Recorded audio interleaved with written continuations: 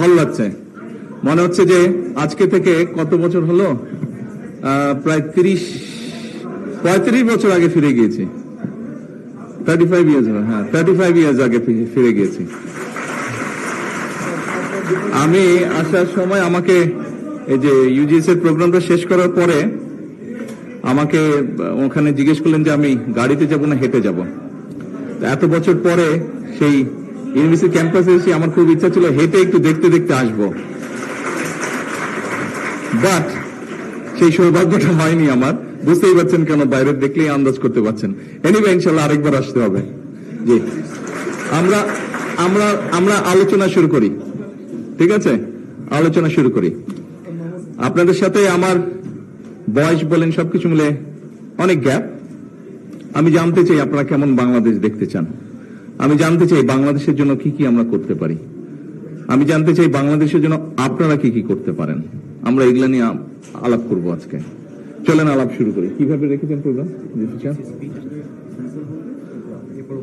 ঠিক আছে, okay fine, thank you. হ্যাঁ,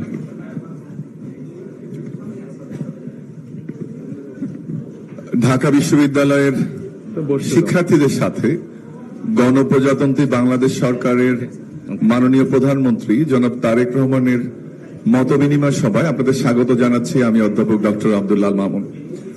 মঞ্চে উপস্থিত গণপ্রজাতন্ত্রী বাংলাদেশ সরকারের প্রধানমন্ত্রী জনাব তারেক রহমান এমপি, ঢাকা বিশ্ববিদ্যালয়ের সম্মানিত উপাচার্য অধ্যাপক ডক্টর ABM ওবায়দুল ইসলাম, এই অনুষ্ঠানের প্রধান সমন্বয়কারী ও ঢাকা বিশ্ববিদ্যালয়ের সাদা দলের আহ্বায়ক অধ্যাপক ডক্টর মোর্শেদ হাসান খান, প্রধানমন্ত্রীর সফরসঙ্গী হিসাবে বিভিন্ন মন্ত্রণালয়ের মন্ত্রীবৃন্দ, এমপিবৃন্দ, ঢাকা বিশ্ববিদ্যালয়ের বিভিন্ন অনুষদের ডিন, প্রভোস্ট, বিভিন্ন অনুষদের দায়িত্বপ্রাপ্ত অন্যান্য কর্মকর্তা কর্মচারী, সাদা দলের নেতৃবৃন্দ, ছাত্র দলের নেতৃবৃন্দ এবং আজকে যাদের জন্য এই অনুষ্ঠান, আমার প্রাণপ্রিয় শিক্ষার্থীরা, সবাইকে আসসালামু আলাইকুম এবং শুভ অপরাহ্ন। এই অনুষ্ঠানের শুরুতেই ঢাকা বিশ্ববিদ্যালয়ের সম্মানিত উপাচার্য অধ্যাপক ডক্টর ABM ওবায়দুল ইসলামকে স্বাগত বক্তব্য প্রদানের জন্য অনুরোধ জানাচ্ছি। অধ্যাপক ডক্টর ABM ওবায়দুল ইসলাম। বিসমিল্লাহির রহমানির রহিম। গণপ্রজাতন্ত্রী বাংলাদেশ সরকারের মাননীয় প্রধানমন্ত্রী জনাব তারেক রহমান এমপি, আজকের অনুষ্ঠানের প্রধান সমন্বয়ক এবং ঢাকা বিশ্ববিদ্যালয়ের সাদা দলের সম্মানিত আহ্বায়ক অধ্যাপক ডক্টর মোর্শেদ হাসান খান, উপস্থিত অতিথিবৃন্দ, আমার সহকর্মীবৃন্দ এবং প্রিয় শিক্ষার্থীরা, আসসালামু আলাইকুম এবং শুভ অপরাহ্ন। মাননীয় প্রধানমন্ত্রী ঢাকা বিশ্ববিদ্যালয়ে এসে শিক্ষার্থীদের সাথে মত বিনিময় করছেন, সেজন্য বিশ্ববিদ্যালয় এবং আমার পক্ষ থেকে মাননীয় প্রধানমন্ত্রীকে আন্তরিক ধন্যবাদ এবং কৃতজ্ঞতা প্রকাশ করছি। ঢাকা বিশ্ববিদ্যালয় একদিকে যেমন ভাষা আন্দোলন, স্বাধীনতা যুদ্ধ, 90 স্বৈরাচার বিরোধী আন্দোলন এবং 24 গণ অভ্যুত্থানে গুরুত্বপূর্ণ ভূমিকা রেখেছে, অন্যদিকে জ্ঞানের আলো ছড়িয়ে প্রতিষ্ঠা লগ্ন থেকেই দেশ গঠনে অগ্রণী ভূমিকা পালন করছে। আজকের এই অনুষ্ঠানটি বিশেষভাবে তাৎপর্যপূর্ণ। শহীদ প্রেসিডেন্ট জিয়াউর রহমান এবং 3 বারের প্রধানমন্ত্রী আপসহীন দেশনেত্রী বেগম খালেদা জিয়া ঢাকা বিশ্ববিদ্যালয়ে এসেছিলেন। তাদের পদাঙ্ক অনুসরণ করে মাননীয় প্রধানমন্ত্রী আপনিও ঢাকা বিশ্ববিদ্যালয়ে এসেছেন, যা ইতিহাসের একটা অনন্য সংযোজন।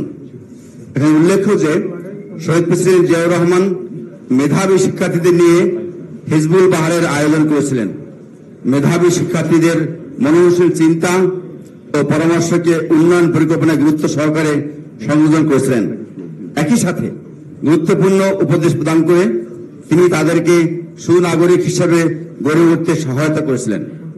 তেমনিভাবে আমি আশা করব সবার আগে বাংলাদেশ স্লোগান নিয়ে মাননীয় প্রধানমন্ত্রী উই হ্যাভ এ প্ল্যান বাস্তবায়নে যে সকল কার্যক্রম হাতে নিয়েছেন, আজকের মতবিনিময় অনুষ্ঠান তার সেই লক্ষ্যকে সামনে এগিয়ে নিয়ে যেতে সহায়তা করবে বলে আমি দৃঢ়ভাবে বিশ্বাস করি।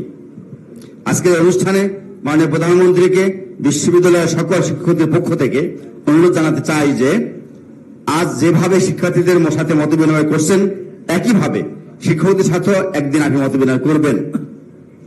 মাননীয় প্রধানমন্ত্রীর দেশ গঠনের পরিকল্পনা বাস্তবায়নে আমাদের মেধাবী শিক্ষকরা তাদের মতামত প্রদানের মাধ্যমে গুরুত্বপূর্ণ ভূমিকা রাখতে পারবেন বলে আমি মনে করি।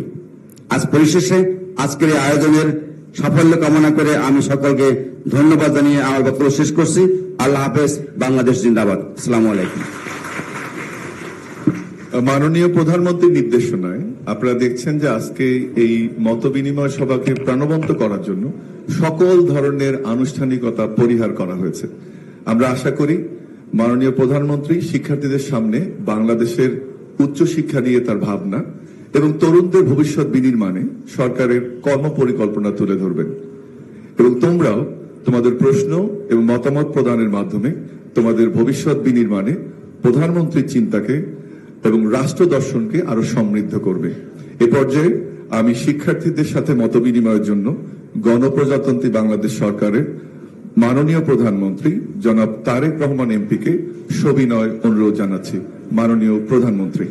থ্যাংক ইউ মাম সাহেব।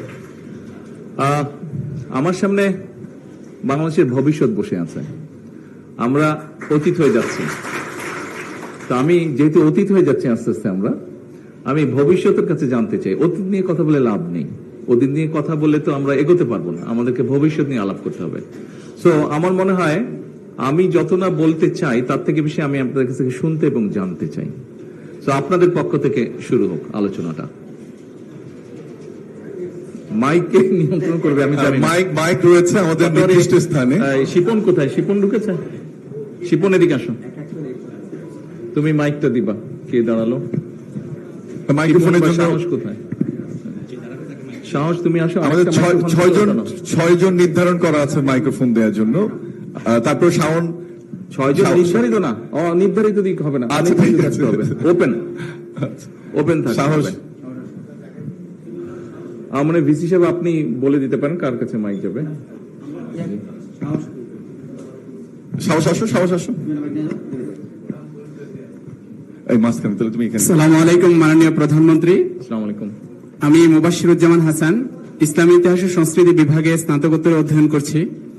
মাননীয় প্রধানমন্ত্রী, আমাদের ঢাকা বিশ্ববিদ্যালয়ের কেন্দ্রীয় লাইব্রেরি এবং আমাদের প্রত্যেকটি হলে রিডিং রুমে আমাদের একটি সিট নেওয়ার জন্য আমাদের প্রায় প্রতিদিনই যুদ্ধ করতে হয়, কিন্তু শত পরিশ্রম এবং যুদ্ধের পরেও আমরা আমাদের যে স্বপ্নগুলো আছে সেই স্বপ্নগুলো যথাযথভাবে বাস্তবায়ন করতে পারছি না। আমাদের পর্যাপ্ত কর্মসংস্থান এবং আমাদের প্রশ্নভাস, ডিভাইস পার্টি এবং কিছু কিছু ক্ষেত্রে স্বজনপ্রীতি, এই বিষয়গুলোর কারণে মাননীয় প্রধানমন্ত্রী আপনার কাছে আমার জানতে ইচ্ছুক আমাদের পর্যাপ্ত কর্মসংস্থান এবং আমাদের সরকারি চাকরির ক্ষেত্রে যে অনিয়মগুলো আছে সেগুলো নিরসনে আপনার সরকার এবং আপনার পরিকল্পনা কি। মাননীয় প্রধানমন্ত্রী, সম্পর্ক হিসেবে আরেকটি জিনিস জানতে চাচ্ছি, সেটা হচ্ছে আমার দেশের বাড়ি কুমিল্লা। মাননীয় প্রধানমন্ত্রী, আমাদের অনেক প্রত্যাশিত একটি বিষয় যে কুমিল্লা বিভাগ নিয়ে আছে আপনার সরকারের কোন পরিকল্পনা আছে কিনা। ধন্যবাদ মাননীয় প্রধানমন্ত্রী। আপনার নামটা কি বলেছিলেন? মাননীয় প্রধানমন্ত্রী মুবাশশিরুজ্জামান হাসান। মোবাশ্বের।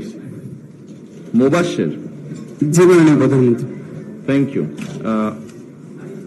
পরবর্তী যারা বলবেন দয়া করে মাননীয় বলার দরকার নেই, শুধু প্রাইম মিনিস্টার বললেই হবে। ইট সাউন্ডস মোর স্মার্ট, তাই না? আচ্ছা মোবাশ্বের, আপনি বেশ অনেকগুলো প্রশ্ন করেছেন। প্রথমত বোধহয় আপনার হলের থাকার সময় বিষয়টা বোধহয় বলেছেন নাকি?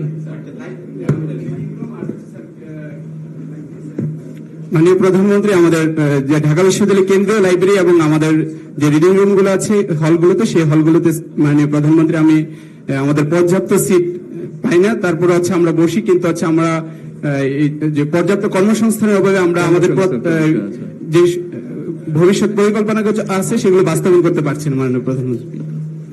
Thank you Mobassher. এইটা সমস্যাটা ঢাকা ইউনিভার্সিটির নয়, এটা কম বেশি সবগুলো ইউনিভার্সিটি আছে এই সমস্যাগুলো। মোবাশ্বের, একটা জিনিস নিশ্চয়ই আপনি জানেন যে আমি গতকাল গতকাল পুলিশ, গত দুদিন আগে থেকে পুলিশ সপ্তাহ ছিল এবং গতকাল বিভিন্ন এসপি, ডিআইজি যারা আছেন, পুলিশের যারা ঊর্ধ্বতন আছেন, তাদের সাথে আমার একটা মত বিনিময় ছিল। সেখানে আমি একটা কথা বলেছি, আনফরচুনেটলি আপনারা এই দেশেই ছিলেন, মানে আমি যখন বাধ্য হয়েছি বিদেশে থাকতে, আপনারা এই দেশেই তখন বড় হচ্ছিলেন এবং আপনারা তখন দেখেছেন যে দেশের মানুষের সম্পদ নিয়ে কিভাবে তসরুফ করা হয়েছে। পরবর্তীতে বিভিন্ন সময় আমরা জেনেছি। আমি ঘটনাগুলো বলেছি আবারও একটু আলোচনার জন্য, যেহেতু আমরা আলাপ আলোচনা করছি এখানে।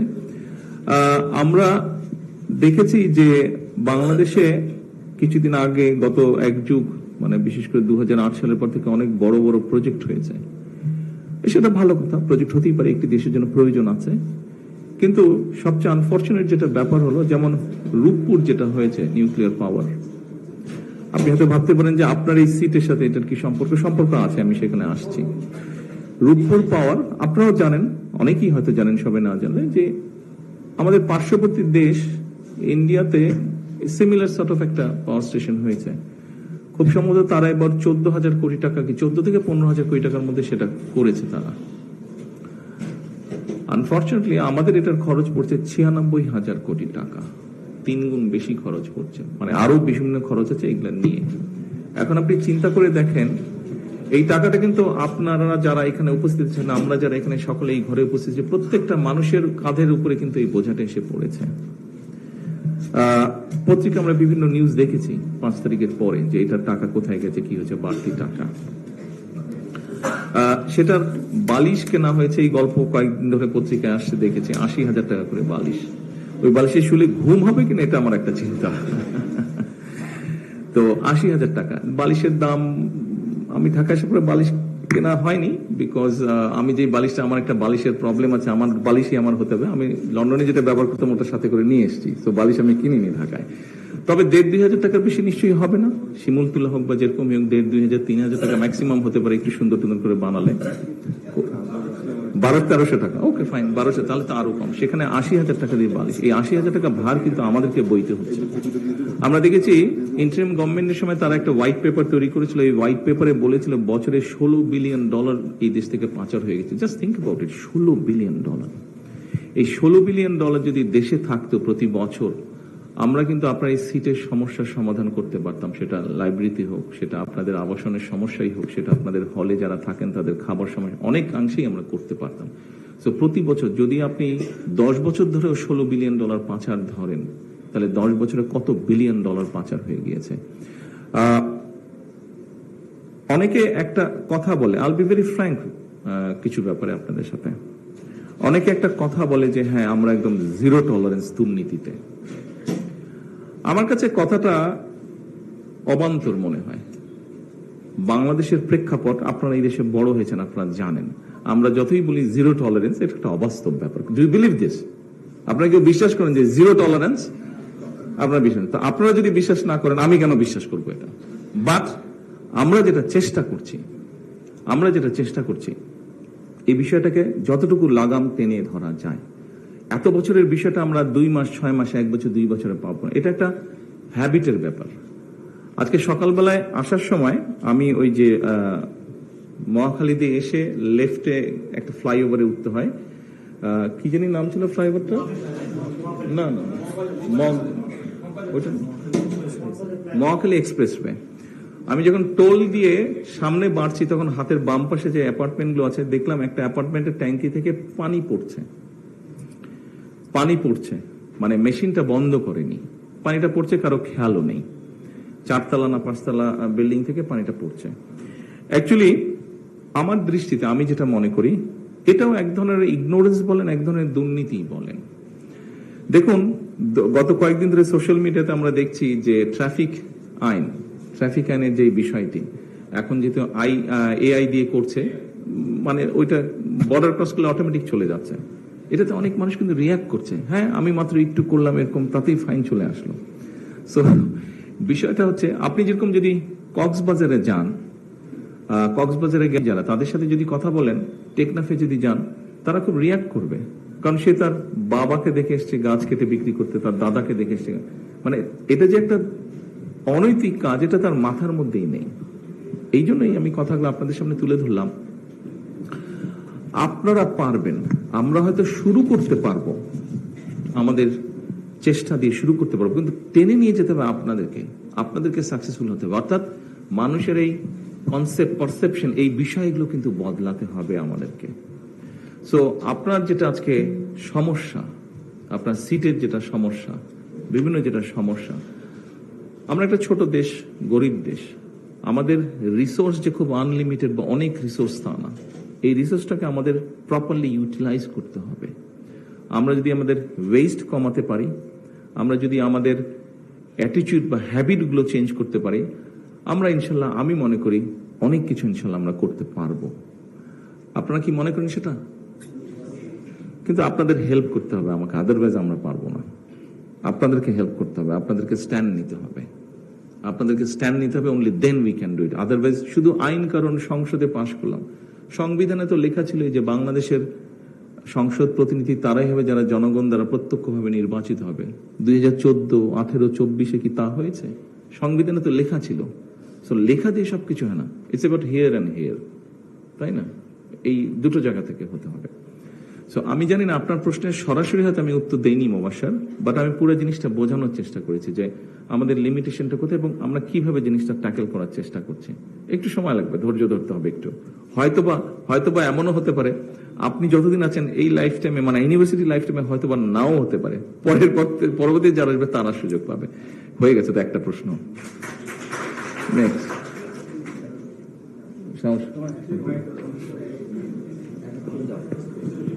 আসসালামু আলাইকুম মাননীয় প্রধানমন্ত্রী। প্লিজ। আসসালামু আলাইকুম প্রধানমন্ত্রী, আমি Mohammad Mahibi Alam Prince, applied chemistry and chemical engineering department 3rd ইয়ারে পড়াশোনা করছি। মাননীয় প্রধানমন্ত্রী, আমার কোশ্চেনটা আমার ডিপার্টমেন্ট রিলেটেড একটু, যেহেতু আমি অ্যাপ্লাইড কেমিস্ট্রি নিয়ে পড়াশোনা করছি, সেক্ষেত্রে আর্টসের স্টুডেন্ট, অ্যাপ্লাইড কেমিস্ট্রি কি বুঝবো আমি? আমি একটু একটা পরিকল্পনা জানাতে চাই আপনাকে এই সম্পর্কিত। যে আমরা দেখতে পাই আমাদের দেশে একটা মেজর প্রবলেম যে আমরা আমদানি নির্ভরশীলতা কেমিক্যাল গুলার প্রতি। যেমন ফার্মাসিউটিক্যাল যে কেমিক্যাল গুলো আছে এর মধ্যে এপিআইটা পুরোপুরি আমদানি নির্ভর, এবং এর পাশাপাশি অন্যান্য অনেক ইন্টারমিডিয়েট কেমিক্যাল আছে যেগুলো পুরোপুরি আমরা আমদানি উপর নির্ভরশীল হয়ে আছি। এবং একটা জরিপে দেখা গেছে প্রতি বছর প্রায় $6.7 বিলিয়ন এই আমদানির পিছনে আমাদের লাগছে। এর পাশাপাশি আমরা যদিও সরকারিভাবে এগুলোর দিক নির্দেশনা দেওয়া হয় ওয়েস্ট ম্যানেজমেন্টের, তবুও দেখা যায় ঠিকমতো ওয়েস্ট ম্যানেজমেন্ট হচ্ছে না, যার ফলে নদী, মাটি, পানি সমস্ত কিছু দূষিত হয়ে যাচ্ছে। একই সাথে আমাদের খাবারের মান, স্বাস্থ্যের মান সবকিছুই ক্ষতি হচ্ছে। তো আমার কথা হলো এই ব্যাপারগুলো আমরা কিভাবে সলভ করতে পারি। একই সাথে অনেক উন্নত বিশ্বে দেখা যায় যে আমাদের যে ইন্ডাস্ট্রিগুলো সেগুলোর সাথে আমাদের যে বিশ্ববিদ্যালয়, এটা একটা কোলাবোরেশন হয় একটা পাইলট প্ল্যান্টের মাধ্যমে। এই কোলাবোরেশনটা আমরা আনতে পারি যেটা, জি জি তাই তো? জি, এটা আজকে আমি বলেছি এখানে আপনার ইয়ের অনুষ্ঠানে, আপনার গ্র্যান্ড কমিশনের অনুষ্ঠানে আমরা এই জিনিসটা বলেছি। এটা আমরা ইন্ট্রোডিউস করতে চাচ্ছি ইউনিভার্সিটিগুলো, কোম্পানিগুলোর সাথে, বিভিন্ন প্রতিষ্ঠানগুলোর সাথে, আপনাদের মতন যারা স্টুডেন্ট আছে তাদের সাথে আমরা এটা জয়েন করতে চাই। সো দ্যাট এই উদ্যোগটা আমরা নিচ্ছি, সো দ্যাট আপনি স্টুডেন্ট থাকা অবস্থায় আপনি একটা জব পেয়ে যাচ্ছেন, বা আপনার শুধু তো বই পড়লে হবে না, আপনার প্র্যাকটিক্যাল নলেজটা দরকার। তো আপনি যদি তখন ওখানে কাজ করতে থাকেন, ওই কোম্পানিতে কাজ করতে থাকেন, ওই ইন্ডাস্ট্রিতে কাজ করতে থাকেন, তখন আপনার ওই প্র্যাকটিক্যাল নলেজটা হচ্ছে। আর আপনার তো একাডেমিক যেটা নলেজ আছে সেটা তো আপনি পাচ্ছেনই। এটা আমরা উদ্যোগটা নিয়েছি। আমি এটা কতদিন মোটামুটি সময় লাগতে পারে? বেস্ট লোক হচ্ছে ও, এটা দায়িত্ব হচ্ছে ওর। শিক্ষামন্ত্রী আছেন, আপনি এটা বলবেন ক্লিয়ারলি, পুরো উত্তরটা দিবেন, বা আমিন কে বলবে? আমিন বলো, আমিন বলো এটা পুরো জিনিসটা, উত্তরটা, আমাদের প্ল্যানটা পুরোটা বলো। আসসালামু আলাইকুম। প্রাইম মিনিস্টার স্যারের নির্দেশনায় আমরা ইতিমধ্যে বেশ কিছু ইন্ডাস্ট্রি অ্যাসোসিয়েশনের সাথে কাজ করা শুরু করেছি। সে এফবিসিসিআই, টিসিসিআই, বিজিএমএ, বিকেএমএ, অন্যান্য যত ট্রেড বডি আছে ওনাদের সাথে আমরা কথা বলছি। আমাদের মূল উদ্দেশ্য কারিকুলামটাকে ডেভেলপ করা, সেখানে যারা প্র্যাকটিক্যাল এলিমেন্ট আসে, তার পাশাপাশি ইন্ডাস্ট্রি একাডেমিক কোলাবোরেশন গড়ে তোলা। ইন্ডাস্ট্রি একাডেমিক কোলাবোরেশনের দুটো ধাপ আছে, একটা সরাসরি এমপ্লয়মেন্ট বা এন্টারপ্রেনারশিপের ক্ষেত্রে। সেই ক্ষেত্রে লেটস সে কেউ একজন অনার্স করছেন, 4 বছরের প্রোগ্রাম, 4th ইয়ারে এসে অন্ততপক্ষে একটা সেমিস্টার ইকুইভ্যালেন্ট যে টাইম সেটা সে ইন্ডাস্ট্রিতে স্পেন্ড করবে। সেটা অ্যাপ্রেন্টিসশিপের ফর্মে হতে পারে, ইন্টার্নশিপের ফর্মে হতে পারে। আমরা যেটা দেখে এসেছি থিওরিটিক্যালি এই সিস্টেমটা কিন্তু আছে, অনেক জায়গায় ইন্টার্নশিপ আছে, কিন্তু সবাই যার যার পরিচিত বাবা চাচার একটা জায়গা থেকে গিয়ে একটা সার্টিফিকেট দেখে কাজটা হয়ে যাচ্ছে, অ্যাকচুয়াল ইন্টার্নশিপ হচ্ছে না। আমরা ইন্ডাস্ট্রি অ্যাসোসিয়েশনের সাথে কথা বলছি যেন এই ইন্টার্নশিপটা এনফোর্স করা হয়। এর পাশাপাশি অ্যাপ্রেন্টিসশিপ যেসব ফ্যাক্টরি দিবে, যেসব কোম্পানি দিবে, ওনাদেরকে আমরা কিছু ইনসেন্টিভ দিব, সুযোগ সুবিধা দিব, ট্যাক্সের ক্ষেত্রে কিছু বেনিফিট দিলে স্বাভাবিকভাবেই এই যারা এমপ্লয়ি আছে পলিসি লেভেলে, জি স্যার, পলিসি লেভেলে, জি স্যার, ট্যাক্স কমানো খুব মুশকিল হবে। তো ওখানে স্যার অলরেডি স্যার কথা হয়েছে স্যার এবার অন্যান্য ফর্মেট তো ওভাবে ওনারা জানিয়েছেন যে মোটামুটি ভাবে নেশন ওয়াইড, কারণ সংখ্যাটা তো অনেক বড়, অ্যাপ্রেন্টিসশিপ এবং ইন্টার্নশিপ যদি আমরা সবাইকে দেই সেভাবে ইন্ডাস্ট্রির সাথে কাজ হচ্ছে, যারা রিসার্চের কাজ করছেন সেখানে ইন্ডাস্ট্রি একাডেমিক কোলাবোরেশন নিয়ে কথা হচ্ছে কিভাবে আমরা একটা ইকোসিস্টেম তৈরি করতে পারি যেখানে লোকাল যে ইন্ডাস্ট্রি বা কোম্পানি আছে তার সাথে পাবলিক রিসার্চ ইনস্টিটিউট এবং ইউনিভার্সিটিগুলো সবাই একযোগে যে কোনো একটা বাস্তব ভিত্তিক সমস্যাকে সমাধান করতে পারে। আমাদের প্রাইম মিনিস্টার স্যারের ইনস্ট্রাকশন অনুযায়ী এগুলো নিয়ে আমরা বেশ কিছু ইন্ডাস্ট্রি এঙ্গেজমেন্ট তৈরি করছি। সো একটা কারিকুলাম ডেভেলপমেন্টের ক্ষেত্রে, একটা ইন্টার্নশিপ এবং অ্যাপ্রেন্টিসশিপের ক্ষেত্রে, আর একটা রিসার্চের ক্ষেত্রে, এই তিনটা বিষয় নিয়ে আমরা প্যারালালি কাজ করছি। থ্যাংক ইউ, ধন্যবাদ। তুমি আরেকটা প্রশ্ন বোধহয় তুমি করেছো মেডিকেল ওয়েস্টের ব্যাপারে। জি, আমাদের হচ্ছে আমদানি নির্ভরশীলতা কেমিক্যাল গুলার উপর, এটা কিভাবে কমানো যেতে পারে? কিছু তো আমরা করতে পারবো, সব বোধহয় আমরা করতে পারবো না। জি, 100% এখানে করতে পারবো না, বিকজ অফ ভেরিয়াস রিজন আমরা এটা করতে পারবো না। এটা নিয়ে ফার্মাসিউটিক্যাল কোম্পানি যারা আছে তাদের সাথে আমাদের আলাপ হয়েছে, আমরা যতটুকু এখানে করতে পারবো সেগুলোর ব্যাপারে আমরা চেষ্টা করছি পলিসি তৈরি করতে, সো দ্যাট তারা ওই প্রোটেকশনটা পায়। ওই প্রোটেকশনটা যদি আমরা তাদেরকে দিতে পারি, ন্যাচারালি তখন ফার্মাসিউটিক্যাল ইন্ডাস্ট্রিটা শক্তভাবে গড়ে উঠতে পারবে। আর এটা তো আমাদেরকে এমনিও করতে হবে কতগুলো কারণে, কারণ কয়েকদিন পর থেকে তো বিভিন্ন জায়গায় আমাদের এক্সপোর্ট ফার্মাসিউটিক্যাল প্রোডাক্ট এক্সপোর্ট করা ডিফিকাল্ট হয়ে যাবে যদি আমরা এগুলো না করি এখন, তাই না? Thank you Prince. জি, ধন্যবাদ। আসসালামু আলাইকুম। আমার মনে হয় ওয়ালাইকুম, বাট আমার মনে হয় আমরা একজন আমাদের ফিমেল অ্যাটেন্ডেন্ট, হ্যাঁ রাইট প্লিজ, স্টুডেন্ট থেকে আমরা নেই পিছনে দাঁড়িয়েছি। আসসালামু আলাইকুম স্যার, ওয়ালাইকুম। আমি Elma Nurain Momo, 19-20 session, department of management. Sir, প্রথমত আমি একটু কৃতজ্ঞতা প্রকাশ করতে চাই যে আমি নিজের ক্যাম্পাসে দাঁড়িয়ে প্রধানমন্ত্রী স্যারের কাছে আমার কনসার্নগুলো শেয়ার করতে পারছি। স্যার, আমি এখন মাস্টার্স করছি এবং থিসিস করছি। আমার শুরু থেকেই গবেষণায় অনেক আগ্রহ ছিল, তবে আমি ঢাকা ভার্সিটিতে, এটা তো আমরা সবাই জানি যে এটা one of the most influential universities বা সবচেয়ে ভালো হিসাবে হয়তো বা কনসিডার করা হয় অনেক সময়। তবে আমি শুরু থেকে একটা প্রবলেম বা চ্যালেঞ্জ যেটা ফেস করেছি যে আমাদের রিসার্চের ব্যাপারে বা গবেষণার ব্যাপারে আগ্রহ থাকলেও আমাদের এটার জন্য যে আনুষঙ্গিক বিষয় আশয় আমাদের দরকার বা আমাদের যে মানসম্মত যে ডাটাবেসগুলো যেমন স্কোপাস বা ওয়েব অফ সায়েন্স, যেগুলো থেকে হয়তো বা আমরা ইনফরমেশন অ্যানালাইসিস করতে পারি বা রিসার্চ গ্যাপটা আইডেন্টিফাই করতে পারি, সেগুলোতে আমাদের অ্যাক্সেস নেই। এছাড়া আমাদের অ্যানালাইসিস টুলগুলো সম্পর্কেও সেভাবে ট্রেনিং বা অ্যাক্সেসের সুযোগ নেই। এটা ছিল আমাদের প্রথম চ্যালেঞ্জ। এবং দ্বিতীয়ত যেটা, যে আমাদের ইন্ডাস্ট্রি ডাটা কালেকশনের জন্য ইন্ডাস্ট্রি স্পেসিফিক যে ডেটা আমাদের দরকার, যেগুলো থেকে হয়তো বা আমরা আমাদের ফাইন্ডিংসগুলো বের করতে পারতাম, সেখানে আমাদের অ্যাক্সেস নেই।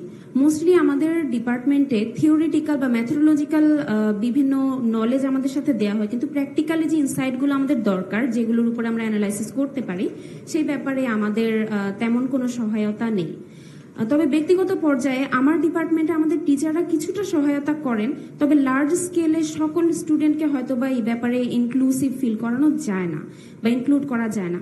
আমি 31 দফায় দেখেছি বিএনপি যে 24 নম্বর পয়েন্টে গবেষণা ক্ষেত্রে আরো উন্নত কিভাবে করা যায়, সবাইকে ইনক্লুড করা যায়, এই ব্যাপারে একটি পয়েন্ট আছে এবং জিডিপির 5% শিক্ষা ক্ষেত্রে ইনভেস্ট করা হবে, এই ব্যাপারটি আছে। তবে আমার অনুরোধ থাকবে যে গবেষণায় কিভাবে আমাদেরকে আরেকটু সুযোগ সুবিধা বা আমাদেরকে আরেকটু কিভাবে ফ্যাসিলিটেট করা যায়, এই ব্যাপারে যদি একটু উদ্যোগ নেওয়া যায়। ধন্যবাদ স্যার। ধন্যবাদ। কি নাম বললে? এলমা নুরাইন মমো। মমো, প্রশ্নটার একটা পার্ট খুব সম্ভব বোধহয় রিজি সাহেব ভালো দিতে পারবেন। আচ্ছা, তবে আমি যতটুকু পারছি আমি সেটা বলছি। যেমন আজকে সকালে কিন্তু আমি বলেছিলাম আমার বক্তব্যে, যে এখানে যেটা আমি উপস্থাপন করেছি, আমি এইভাবে বলেছি যে আনফরচুনেটলি হলেও ব্যাপারটা আনফরচুনেট, বাট ঢাকা ইউনিভার্সিটির বলতে আমরা যা বুঝি, স্বাভাবিকভাবে ইউনিভার্সিটির আনফরচুনেটলি ইন্টারন্যাশনালি র্যাঙ্কিং এর মধ্যে পড়ছে না। র্যাঙ্কিং এর মধ্যে না পড়ার বোধহয় অন্য একটা মূল কারণ হচ্ছে যে আমরা এখানে যেভাবে আসলে টিচার নিয়োগ হওয়া উচিত ছিল, খুব সম্ভবত অতীতে সেভাবে হয়নি টিচার নিয়োগ। যেটা আমরা শুনেছি দূর থেকে আমি যেটা শুনেছি বা যতটুকু দেখেছি পত্রপত্রিকা পড়েছি, এখানে পলিটিক্যাল বায়াসনেসটাকে বোধহয় বেশি প্রায়োরিটি দেওয়া হয়েছে, অনেক বেশি বায়াসনেস এটা প্রায়োরিটি পেয়েছে। আমরা যদি যে প্লিজ হাবিব আওয়াজ হচ্ছে, আমরা যদি টিচার অ্যাপয়েন্টমেন্টের ক্ষেত্রে রেজাল্ট দেখে, মানুষের মেরিট দেখে টিচার দেয়, আমি মনে করি এই অবস্থাটার পরিবর্তন করা সম্ভব।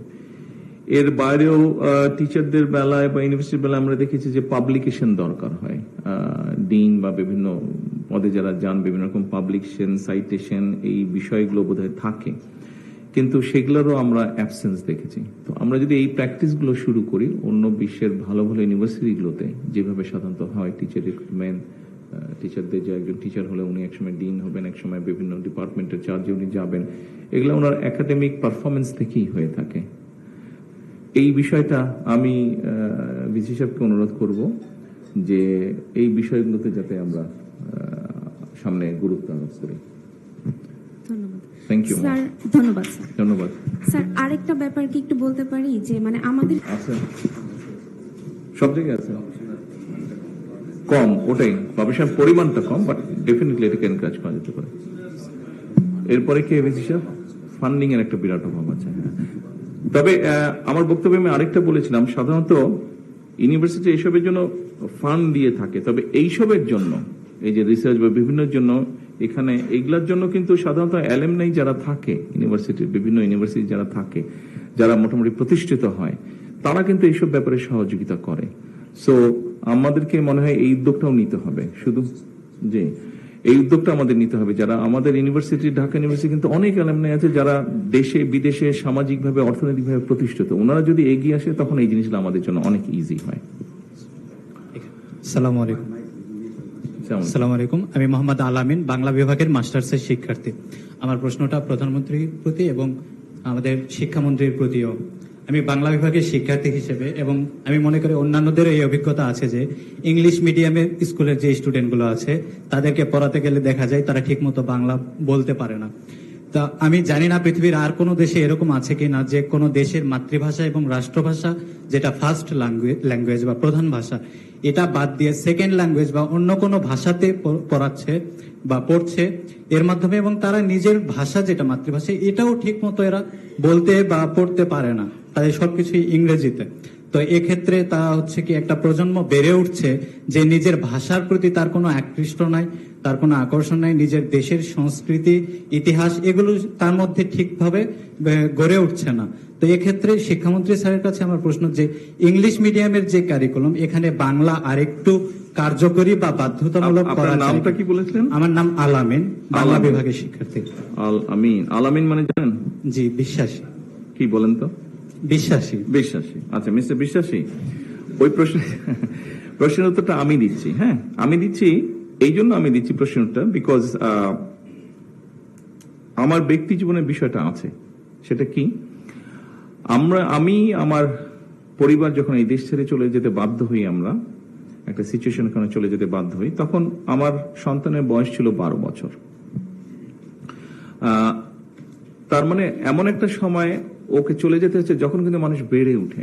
আচ্ছা, স্বাভাবিকভাবে ওর পড়ালেখা, মন মানসিকতা স্বাভাবিকভাবে ওই সময় কিন্তু মানুষের চেঞ্জ হয়, গড়ে উঠে। সেই সময় আমরা ইংল্যান্ডে ছিলাম যখন আমার সন্তানের বয়স 12 বছর ছিল। আপনি যদি ওকে আজকে জিজ্ঞেস করেন বাংলাদেশের 64টা জেলার নাম সহ অধিকাংশ থানার নাম বা উপজেলার নাম, আমার মেয়ে বলে দিতে পারবে। আপনি আমার মেয়ের সাথে যদি কথা বলেন, আপনার কখনোই মনে হবে না যে ও 17 বছর ও ইংল্যান্ডে ছিল। আমার মেয়ের সাথে আপনি কথা বললে কখনোই আপনার মনে হবে না যে ওর পড়ালেখা, বন্ধু বান্ধব সবকিছু বিদেশি, মনে হবে না। কেন জানেন? এটা হচ্ছে মানসিকতার ব্যাপার, এটা হচ্ছে পরিবারের বিষয়, এটা হচ্ছে মানসিকতার ব্যাপার। আমি কাউকে উদ্দেশ্য করে বলতে চাই না, তবে আমাদের দেশে একটা মানসিকতা আছে, যেই বাচ্চারা ইংলিশ মিডিয়ামে পড়ে তাদের পরিবার বা সবাই আশেপাশে তার সাথে ইংরেজিতে কথা বলতে চায় সারাক্ষণ। একদিক দিয়ে ভালো এটা, যে ঠিক আছে প্র্যাকটিসটা বেটার হবে, কিন্তু করতে গিয়ে যেটা হচ্ছে, যেই সমস্যার কথা আপনি বলছেন সেই সমস্যাটা হচ্ছে, সেটা হচ্ছে মানসিকতার ব্যাপার। এখানে আইন কারণ জোর জবরদস্তি কিছু হবে না, এটা নিজের মন থেকে পরিবর্তিত হতে হবে। Thank you. আপনার উত্তর পেয়েছেন আলামিন? জি স্যার, Thank you. ধন্যবাদ। বিশ্বাসীকে এই বিষয়টা বিশ্বাস করতে হবে। আমরা আবার একটু ফিমেল একজন জি, স্টুডেন্টকে নিতে নিশ্চয়ই, চাই, নিশ্চয়ই, নিশ্চয়ই। একজন ফিমেল। হ্যাঁ, এই সামনে এখানে হাত দেখতে পাচ্ছি, এখানে সাহস তোমার বামে, সাহস তোমার বামে, তোমার পেছনে, তোমার এখানে, হ্যাঁ। ও এখানে দেওয়া হয়েছে। ও আচ্ছা। হ্যালো হ্যালো, আমি অনিন্দিতা পাল, ঢাকা ইউনিভার্সিটি মার্কেটিং ডিপার্টমেন্টের স্টুডেন্ট। অনিন্দিতা পাল। আচ্ছা, আমি প্রথমেই স্যারকে ধন্যবাদ জানাতে চাই, কৃতজ্ঞতা প্রকাশ করতে চাই আমাদেরকে এরকম একটা প্ল্যাটফর্মে কথা বলার সুযোগ করে দেওয়ার জন্য। তো আমার প্রশ্নটা হচ্ছে, আমরা জানি যে বর্তমানে প্রতিযোগিতামূলক বিশ্বে টিকে থাকার জন্য ডেমোগ্রাফিক ডিভিডেন্ডের বিকল্প নেই। এক্ষেত্রে আমরা জানি যে ডেমোগ্রাফিক ডিভিডেন্ডের মাধ্যমে 50%-এরও বেশি মানুষ কর্মশক্তিতে রূপান্তরিত হতে পারে। আমি জানতে চাচ্ছি যে এক্ষেত্রে বর্তমান সরকারের ডেমোগ্রাফিক ডিভিডেন্ড অর্জনে বর্তমান সরকারের কর্মপরিকল্পনা বা পরবর্তী পদক্ষেপ কি হতে পারে, এবং উচ্চশিক্ষার ক্ষেত্রে এভাবে কিভাবে বিষয়টাকে সম্পৃক্ত করা যেতে পারে। Thank you sir. Thank you Anindita, very intelligent and very important question. এই ডেমোগ্রাফিক সুবিধাটা আমরা কতদিন পর্যন্ত পেতে পারি, আপনার কোনো ধারণা আছে? স্যার 2040 হতে পারে। রাইট, ইউর 2040, মোটামুটি ভাবে 40 পর্যন্ত আমরা এটা পেতে পারি। সেই জন্যই 40-এর পরে এখানে আপনারা যারা আছেন সবাই কিন্তু এটার ভেতরে আছেন। 40-এর পরে আপনাদের পক্ষে সেটা ডেলিভারি করা সম্ভব হবে না। সেই জন্যই আমরা কয়েকটি পদক্ষেপ নিতে চাইছি। এক, যেমন আমরা ইউনিভার্সিটিগুলোতে যেমন একটা